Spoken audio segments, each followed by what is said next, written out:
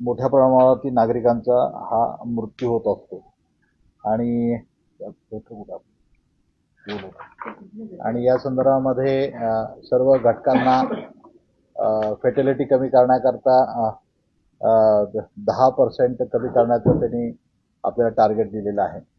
या संदर्भामध्ये माननीय पोलीस महासंचालक श्री सदानंद दाते साहेब हे देखील गेल्या 3 महिन्यापासून रेग्युलर आढावा घेत आहेत. त्याच्यामध्ये प्रत्येक ठिकाणच्या आयुक्तालय असू दे किंवा डिस्ट्रिक्टचे ब्लॅक स्पॉटची पडताळणी असेल, वेगवेगळ्या डिपार्टमेंटची आपलं कोऑर्डिनेशन असेल, या बाबतीमध्ये आपलं संयुक्त नियोजन मोठ्या प्रमाणावरती चालू आहे, जेणेकरून जे मृत्युमुखी पडणारे जे लोक आहेत त्यांचा जीव वाचेल. त्याच्याकरता ज्या ज्या काही सुधारणा करणं प्रशासनाला आवश्यक आहेत त्या पद्धतीने आपण करत आहोत. या संदर्भामध्ये आपण ज्यावेळी आपल्या जिल्ह्याचा विचार करतो आणि त्याचबरोबर आयुक्तालयामध्ये शहराचा विचार करतो, तर त्या संदर्भामध्ये काल गेल्या अनेक वर्षापासून आपण वेगवेगळ्या डिपार्टमेंटला म्हणजे त्याच्यामध्ये महानगरपालिका असेल, कलेक्टर ऑफिस असेल, PWD असेल, त्याचबरोबर वर्ल्ड बँक असेल, GPPR, MGPची कामं चालू असतील, सगळ्या डिपार्टमेंटला ज्या ज्या काही गोष्टीची सुधारणा करायची असेल म्हणजे ते प्रत्येक बाबतीमध्ये असेल, म्हणजे रस्त्यावरचे खड्डे असतील, ट्रॅफिकचे सिग्नल असतील, नो हॉकर झोन असतील, पार्किंगची व्यवस्था असेल, त्याचबरोबर आपल्याकडे रिक्षाचे स्टँड असतील, या सगळ्या बाबतीमध्ये सविस्तर पत्रव्यवहार म्हणजे आमच्या ACP, DCP आणि माया लेवलवरती देखील केलेलं आहे.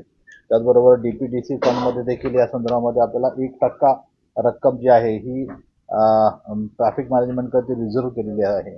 त्या अनुषंगाने देखील आम्ही मोठ्या प्रमाणावरती आयुक्तालयाचे जे प्रस्ताव आहेत हे माननीय कलेक्टर महोदय यांना आपण पाठवलेले आहेत, ज्याच्यामुळे आम्हाला वेगवेगळी जी साधन सामुग्री आहे ती प्राप्त होऊन आपण मोठ्या प्रमाणावरती त्याच्यामध्ये या बाबतीमध्ये चांगली कारवाई करू शकतो.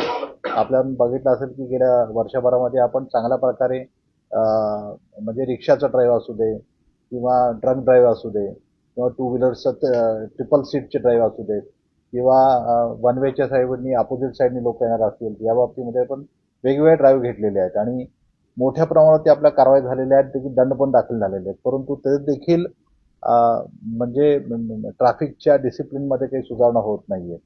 तर या अनुषंगाने काल आमची एक काही बैठक पण झालेली होती झिरो फॅटॅलिटी प्रोग्रामच्या अनुषंगाने आणि यामध्ये सर्व विभागाचे कलेक्टर ऑफिस, महानगरपालिका, PWD, world bank, MJP, traffic department, police विभागाचे आमचे सगळे अधिकारी या सर्वांची संयुक्त मीटिंग झाली आणि जवळपास काल 3 तास आमची सविस्तर या बाबतीमध्ये ज्या ज्या काही कारवाई आपल्याला सर्व डिपार्टमेंटला करायच्या आहेत त्या बाबतीमध्ये सविस्तर चर्चा देखील झाली.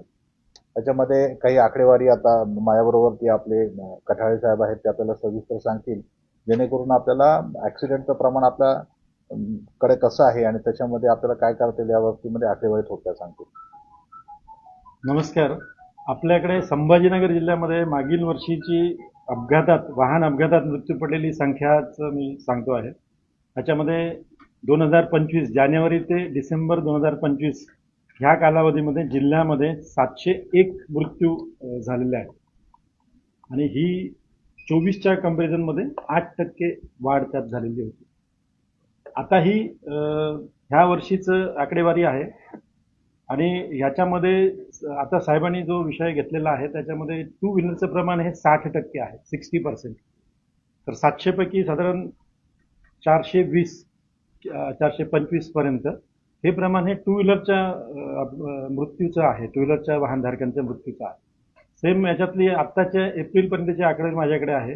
ह्या वर्षी जानेवारी टू एप्रिल आणि मागच्या वर्षीचं जानेवारी टू एप्रिल ह्याचं कंपॅरिझन आहे. ह्याच्यामध्ये मागच्या वर्षी ह्या 4 महिन्यामध्ये 252 लोक मृत्यू पडले होते आपल्या जिल्ह्यामध्ये, पूर्ण जिल्ह्याची आकडेवारी आहे ही. आणि ह्या वर्षी थोडा जस्ट कमी झालेला आहे, 244 मृत्यू झालेला आहे.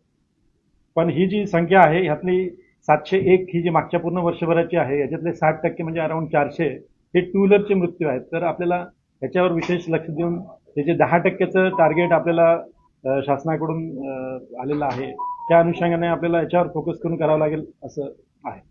याच्यामध्ये हेल्मेट हा एक मुद्दा कायम आपल्याकडे दुर्लक्षित असलेला मुद्दा आहे, तर त्याच्यावरही आपल्याला काम करावं लागेल.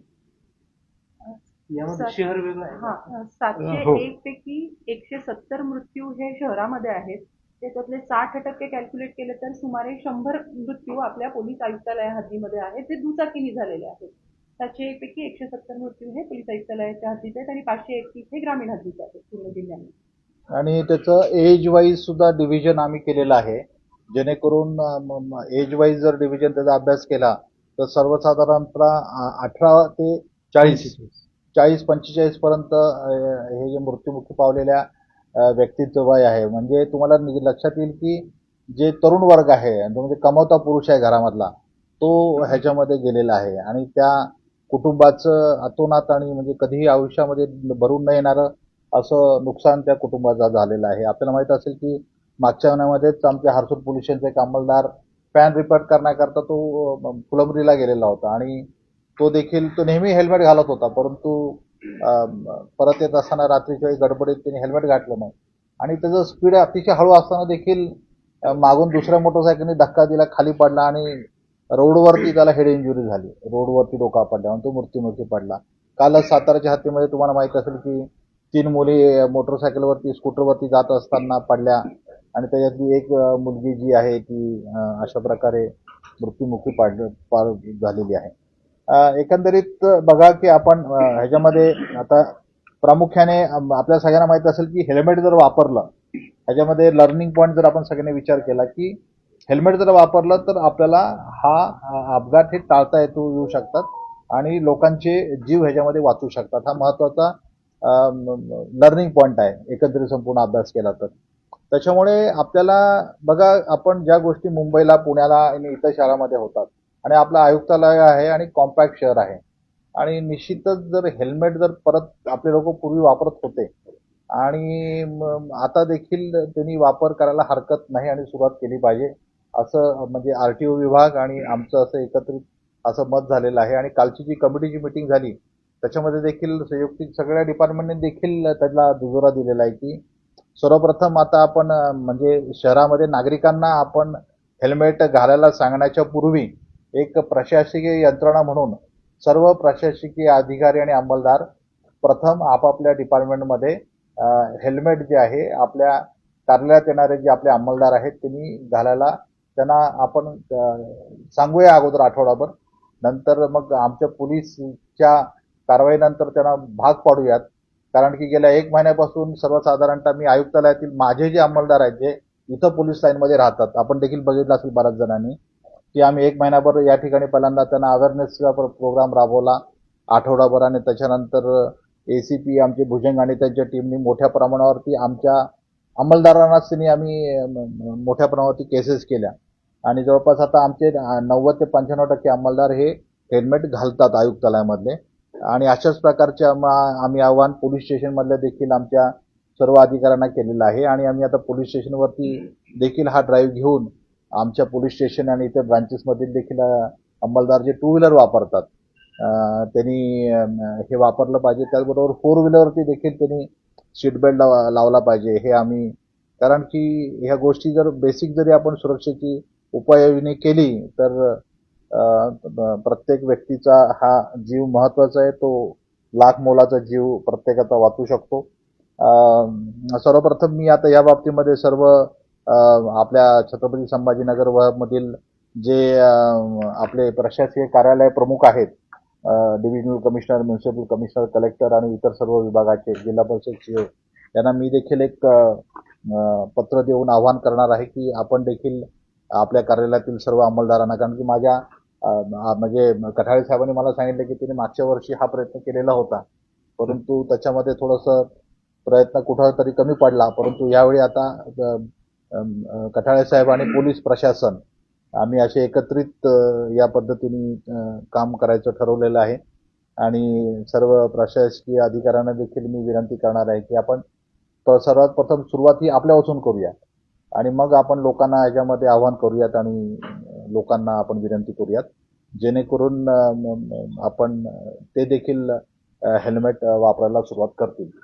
तर आपण हा सुरुवातीचे हे 8-15 दिवस प्रशासकीय कार्यालयाच्या बाहेर आणि त्या ठिकाणी जाऊन आमचे अधिकारी थोडंसं अवेअरनेस करतील सर्वांना आणि त्याच्यानंतर त्यांचे मोटर व्हेकल ऍक्ट आणि रूल्स प्रमाणे मग दंडात्मक कारवाई करायला देखील सुरुवात करतील. त्याच्यामध्ये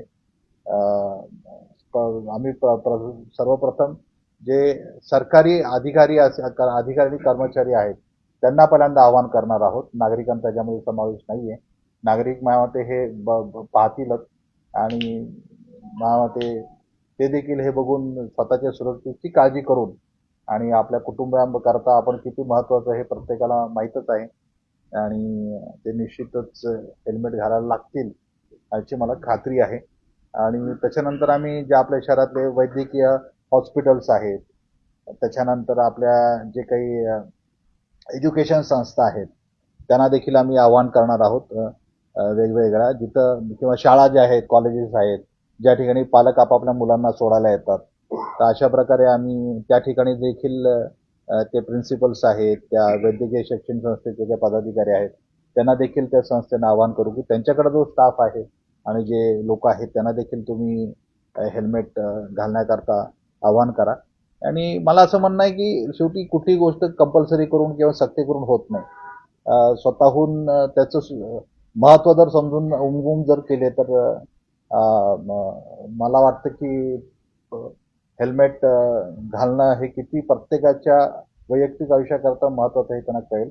अशा प्रकारे आम्ही नियोजन केलेलं आहे आणि साधारणतः महिन्याभरानंतर आपण मग शहरातील नागरिकांना या बाबतीमध्ये आवाहन करून त्यांना देखील आम्ही अवेअर करू आणि जास्तीत जास्त नागरिक भविष्यामध्ये पुढच्या 1-2 महिन्याच्या कालावधीमध्ये कशा प्रकारे शहरामध्ये हेल्मेट घालतील याबद्दल आम्ही त्यांना जागरूक करून अवेअर करून आम्ही त्यांना आवाहन करू, जेणेकरून आपल्या शहरामध्ये मोठ्या प्रमाणात जी जीवितहानी आहे, तुम्ही बघितलं की शहरात जवळपास यावर्षी देखील आता ह्या 6 महिन्यामध्ये आपले अपघात जवळपास 6 वाढलेले आहेत आणि फेटल मृत्यू देखील 8 वाढलेले आहेत. त्याच्यामुळे आपलं शहरीकरण मोठ्या प्रमाणावर होत आहे, औद्योगिकरण मोठ्या प्रमाणावरती होत आहे आणि या सगळ्या पार्श्वभूमीवरती कसं की शहराचा विकासाचा वेग देखील तुम्हाला माहिती आहे की मोठ्या प्रमाणावरती वाढत आहे आणि ह्या पार्श्वभूमीवरती जर बघा शेवटी कसं आहे की सुप्रीम कोर्टाने देखील ही गोष्ट कंपल्सरी केलेली आहे आणि या सगळ्या पार्श्वभूमीवरती मुंबईमध्ये हे होऊ शकतं. बरोबर आहे, आपण बघितलं इतर मोठ्या मेट्रोपॉलिटन शहरामध्ये होऊ शकतं. तर आपलं तर खूप छोटं शहर आहे, झालं का नाही, आणि कॉम्पॅक्ट शहर आहे. आपण सगळ्यांनी जर सहकार्य केलं तर मला वाटतं की सर्व नागरिक ह्याला पॉझिटिव्हली प्रतिसाद देतील आणि आपण ही बाब करू अशी मला खात्री आहे.